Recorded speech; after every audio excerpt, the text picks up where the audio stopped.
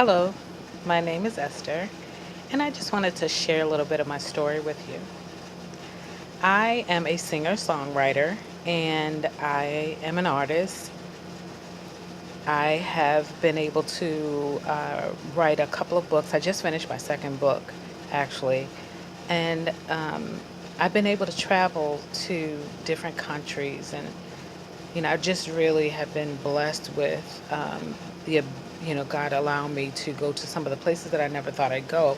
I do remember looking at a globe when I was little and never even thinking that my feet would ever touch ground to some of the places I was looking at. I just uh, never thought that I would be in a position to go to these places. Just to let you know, I grew up in the ghetto, which is a lot of people's story, but and everybody around there in that community was actually they didn't have much of anything. But I remember eating.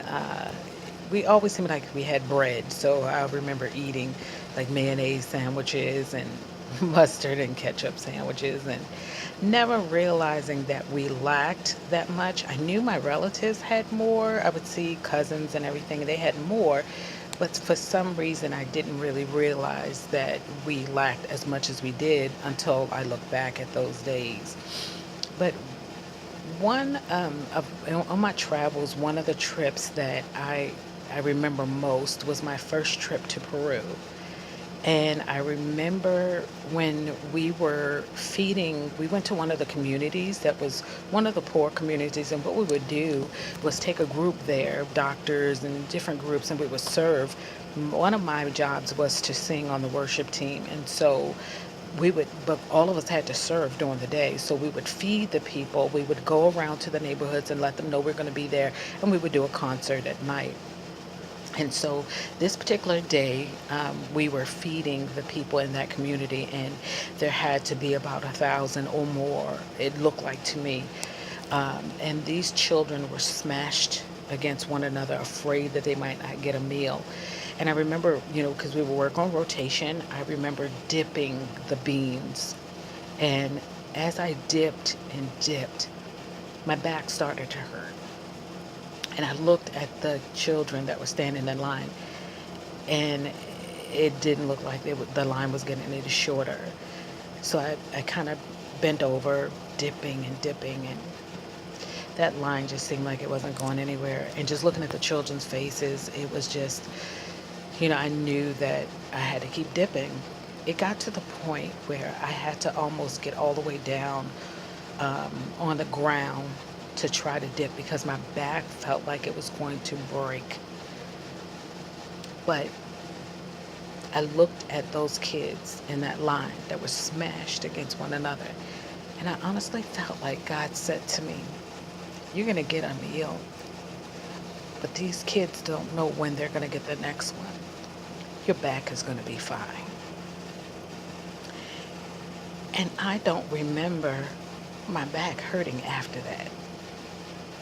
And I thought, this is really missions. This is really what God wants us to do, serve. And it's not about us. I'm going to be fine. It's not about how do I feel.